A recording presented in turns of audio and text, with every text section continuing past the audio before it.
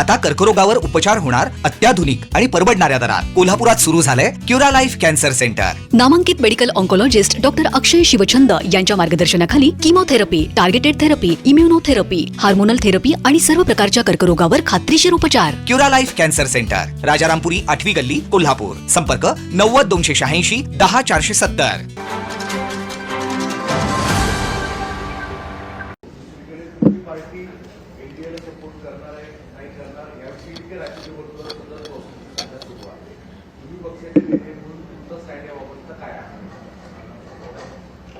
एकतर मला गंमत ह्याची सगळ्याची असं वाटते, जे मी काल नाशिकमध्ये गेले आणि मला वेदना होतात या गोष्टींमुळे।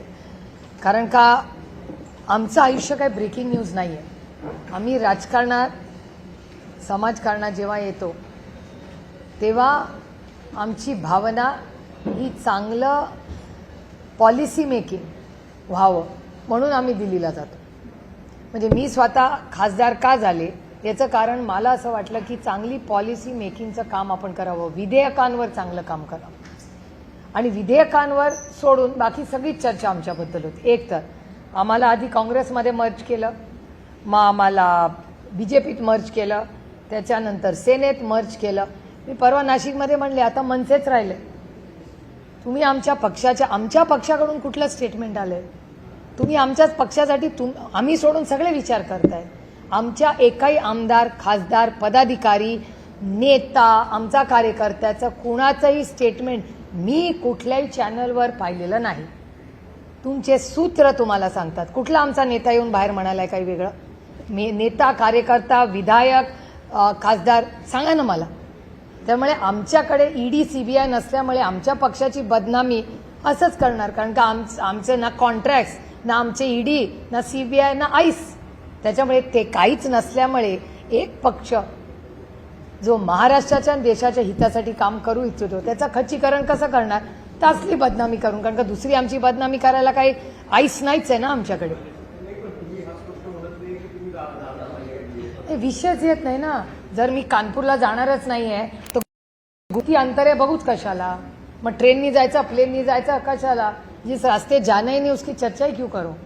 आम्ही इंडिया अलायन्समध्ये काम करतोय आणि आमच्या या सगळ्याबद्दल मग काँग्रेस असू दे किंवा ना काँग्रेसने आम्हाला प्रस्ताव दिला ना आम्ही काँग्रेसला प्रस्ताव दिलाय, ना भारतीय जनता पक्षाने आम्हाला प्रस्ताव दिला ना आम्ही दिलाय।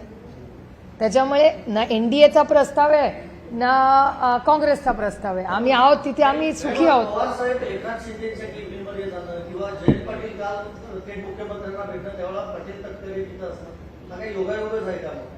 एक मिनिट, पवार साहेब कॅबिनमध्ये जाणं हा योगायोगच आहे।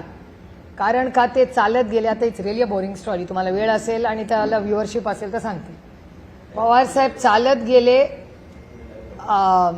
यांनी असेंब्लीमध्ये आणि मी थोडीशी लेखीच्या ह्यानी नेहमी जरा एजवर असते। कारण का माझं म्हणणं असतं तुम्ही जास्त चालू नका, जास्त एक्झर्शन करू नका वगैरे वगैरे। आणि ते ओव्हर इंडिपेंडंट असल्यामुळे ते हात करून म्हणतात तू गा बस, तुला काय कळत नाही, म्हणून ते आपल्या चालत सुटले नेहमीप्रमाणे। आणि परत येताना तिथल्या कॅमेराजमध्ये ह्या सगळ्या गोष्टी आहेत की काही आमदार साहेबांना म्हणले साहेब तुम्ही आलाच आहे इतक्या वर्षांनी तर आम्हाला पण इथे बसूया।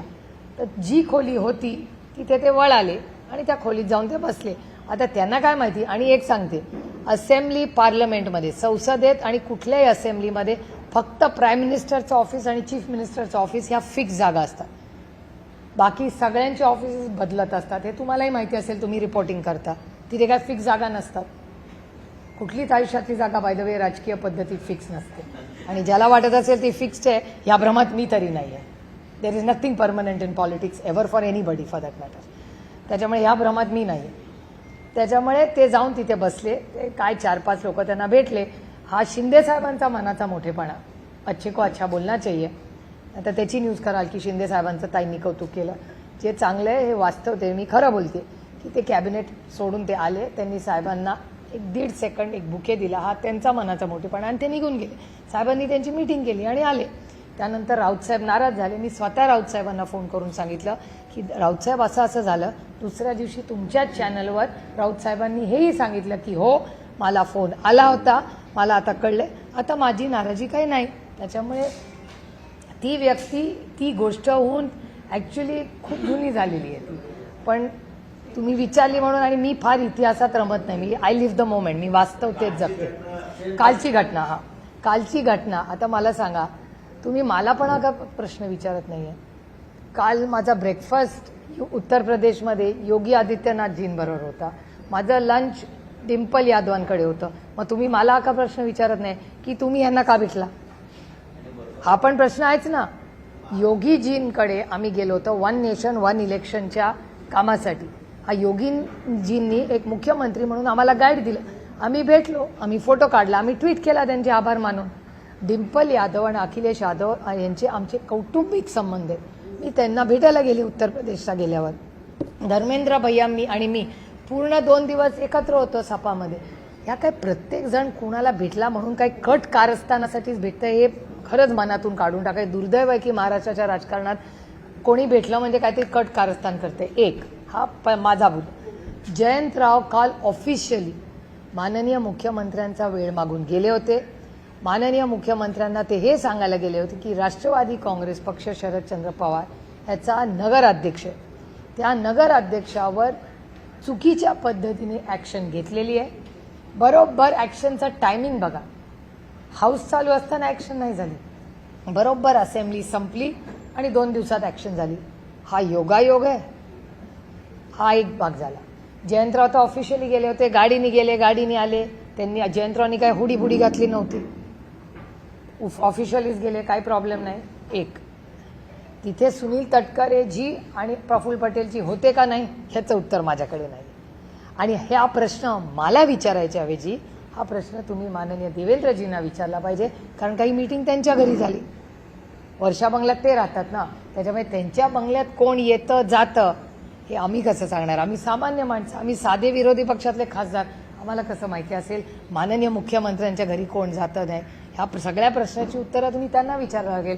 आमच्या पक्षाचे नेते इस्लामपूरच्या ईश्वरपूरच्या कामासाठी गेले होते, ऑफिशियली वेळ मागून गेले होते, त्यांचं काम झालं आणि पुढच्या दरवाज्याने गेले आणि पुढच्या दरवाज्याने परत. ताज्या घडामोडी पाहण्यासाठी माझा महाराष्ट्र न्यूजला आजच सबस्क्राईब करा.